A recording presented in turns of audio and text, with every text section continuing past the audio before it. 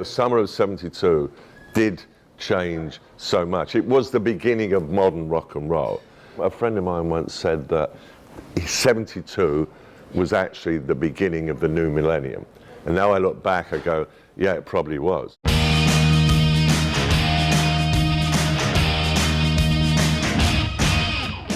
Without rock and roll, I would not have been a photographer. People have often asked me what inspired me, and the truth is the unique charisma of a lot of my early subjects. You got to understand, I had a very heavy classical English education, and I got a scholarship to Cambridge. You think, well, a scholarship to Cambridge. But of course there I picked up a camera and the whole lunacy began. Lou Reed, my dear friend for 40 years who died recently. This was one of my Grammy nominations, and this was the cover for an album called Coney Island Baby that came out in '76. And then, of course, the Terrible Trio, as I dubbed them at the time, and that has become, you know, one of the most famous rock and roll party shots of all time. And Sid, this was the beginning. I learned a lot from this shoot. You can see it's a 28mm lens, and it was the first time I'd used it.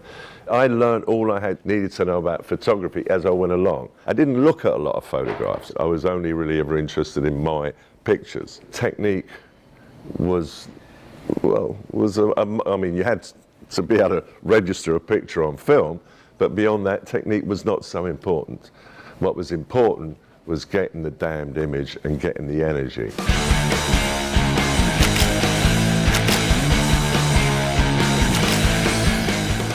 Yeah, this used to be CBGBs. What, CBGBs?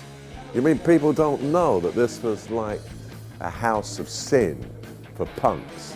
Or really, punk in New York, it grew up here. Lou and Iggy kind of invented punk rock between them. So I did do a lot of live shooting in CBGB. You know, there was a certain intimacy about it. You could stand right up against the stage. It was part of my love affair with New York, you know, that grew and grew and grew till it got completely out of order.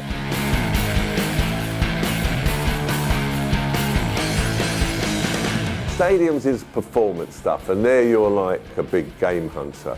I'd rather shoot inside, something a bit more atmospheric. All that early backstage stuff, I was totally there by invitation, whether it was David, Lou, Queen. I mean, Lou said Mick was so familiar, like he was another guitar player. And that's how it felt in those early days. I was part of it. So it is a little bit like coming home to be holding this. And it's a one-hander, you know. I don't like having the thing round my neck so that I look like another tourist, and I never did. I wrap it round my wrists and you know, maybe I feel like a guitar player. Tons of that early stuff of mine was shot on the Nicole Mac. This camera was my companion in those very early years. But the beauty of the DF is it's perfectly suited to my approach to shooting because it's so flexible and adjustable, and I'm always moving around. It's physically beautiful, and it does have some resonance with my weapon from the old days, but also technologically, the focusing system, the speed at which I can shoot. The fact that I can use some of my old lenses does take me back a bit.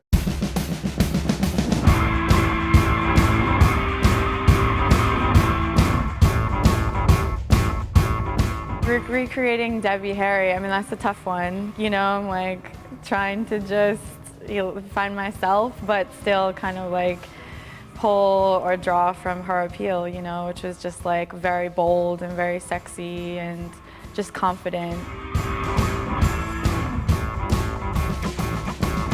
We've been feeding off the old images to produce something that is clearly a reflection but lives in its own right in the present, you know. To familiarise, to get comfortable, to have some fun, to get off. I had been shooting her for several hours before we got to this one. And then I wanted to change gear. And she got there today. Full praise to her.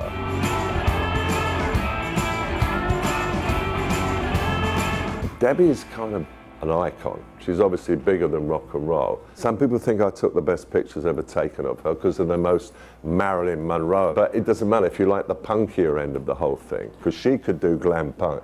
She could do the spectrum. I've never seen a bad picture of her.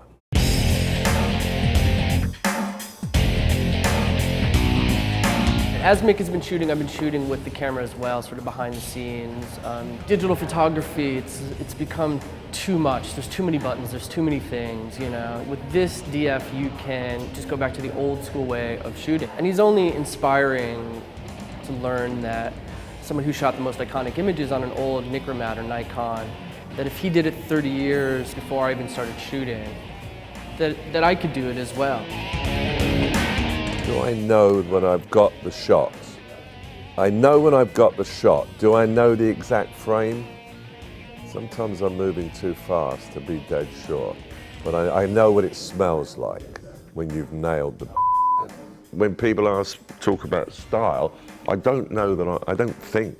I think, you know, I can go from punk to pretty in 10 minutes, you know. I feel out the situation. I don't go in imposing. I don't have rigid ideas, for the most part, about what I'm going to shoot. I just get a general feel. Summer's a bit loud and raucous. Sometimes it's rather more gentle and caressing.